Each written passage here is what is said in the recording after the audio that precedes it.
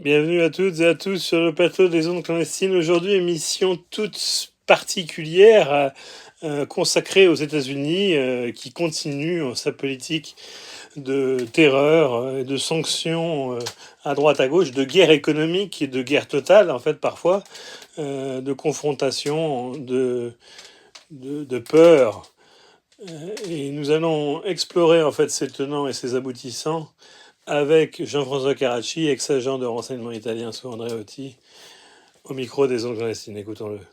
L'Union européenne menace les États-Unis de fermer les bases militaires américaines présentes sur le sol européen, dont l'énorme base militaire de Constance en Roumanie, puisque la base militaire de Constance en Roumanie, celle qui sert d'arrière-cour pour la guerre en Ukraine, est la base militaire américaine la plus importante en Europe.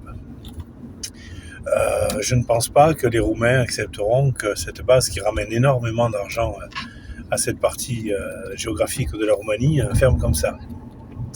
Mais si je fais un podcast renseignement pour les ondes clandestines sur cette question, c'est pas pour commenter l'actualité.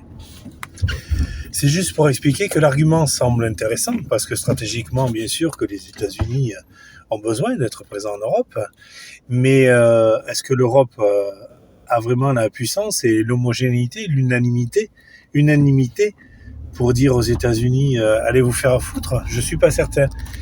Et la deuxième chose qui pour moi est importante, c'est que Von der Leyen notamment, mais aussi d'autres, oublient une chose, c'est que la CIA est le marionnettiste dans cette histoire. C'est-à-dire que si la CIA, comme c'est le principe de la CIA, c'est la raison d'être de la CIA, de faire de l'intelligence stratégique à travers le monde au nom des intérêts des États-Unis, eh bien Von der Leyen pourrait très bien se retrouver à devoir répondre à cause de la CIA, par l'intermédiation secrète de la CIA, à des questions auxquelles elle ne veut pas répondre. Par exemple, les histoires de vaccins contre le Covid ou le financement incroyable que son mari,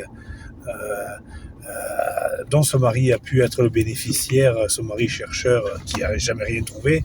Moi, j'aime bien ces chercheurs qui ne trouvent jamais rien, qui sont payés une fortune. Mais bon, qu'est-ce que vous voulez? Il y a des chercheurs qui trouvent et il y a des chercheurs qui cherchent. Mais c'est comme ça. Sauf que lui, il a pris des dizaines et des dizaines de millions d'euros pour en fait ne jamais rien chercher, a priori. A priori. N'accusons pas.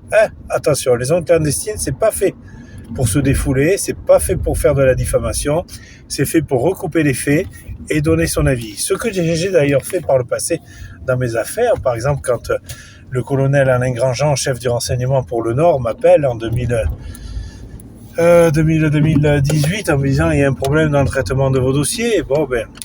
Je n'ai pas pu utiliser l'enregistrement téléphonique de cet homme, ce colonel de gendarmerie, chef du renseignement pour le Nord, parce qu'on n'utilise pas en justice un enregistrement téléphonique d'un mec du renseignement pour justifier une affaire qui, elle, n'était pas une affaire de renseignement au départ. Ce que je veux dire par rapport à ça, c'est que pour tous ceux qui ont envie encore aujourd'hui de croire des choses méchantes, négatives et méprisantes, restez tranquille, pétez un bon coup, allez tirer un coup, allez boire un whisky on the rock si vous voulez, et laissez-nous gérer des affaires sérieuses avec Aurélien, parce qu'il s'avère que nos analyses sont justes, et nos prospectives aussi. Donc on fait les choses sérieusement et sincèrement. C'est notamment pour ça, certainement, que les auditeurs continuent à suivre notre actualité, parce qu'on aurait pu avoir un feu de paille l'année dernière, puisque l'année dernière on avait déjà fait 800 000 vues, et ça aurait pu être juste un feu de paille, les ondes clandestines. Non, notre auditoire continue, vous en faites partie, vous qui m'écoutez, juges, journalistes, avocats, militaires, et merci de ça. Vous aimez pas tout ce que je fais, il y a des choses que vous aimez, n'hésitez pas à nous demander comme amis sur LinkedIn, n'hésitez pas à discuter avec nous, et surtout, n'hésitez pas à travailler avec nous, parce qu'Aurélien, en tant que journaliste, il est très bien. Et moi, ma foi, en tant que directeur commercial au niveau national, je me débrouille. DTS Plan, j'ai fait passer le chiffre d'affaires du bureau d'études DTS Plan qui travaille qui a fait les data centers de l'armée et la DGSE. J'ai fait passer le chiffre d'affaires en 5 ans de 600 000 euros à 3 millions. Donc c'est que je me débrouille pas mal, moi aussi. Donc voilà. Et puis, mes anciens talents de renseignement en Italie peuvent être utiles à la France si la France a envie de mon expertise rémunérée, parce que je suis comme tout un chacun, j'ai besoin de remplir mon frigo. Donc voilà. La CIA va décider de ce que les chefs de l'État et l'Union européenne vont devoir vivre par rapport aux grandes déclarations qu'ils font. Les quelques soldats que la France ou l'Allemagne ont envoyés au Groenland et qui sont revenus, c'est pas les histoires de taxes qui ont fait revenir les soldats, c'est les menaces de la CIA et de la NSA qui disposent de tout ce qu'il faut pour péter en deux les présidents et rois d'Europe. Les ondes clandestines, c'est terminé pour ce soir. Merci de nous avoir suivis. À très bientôt pour un autre épisode de la sécurité. Merci.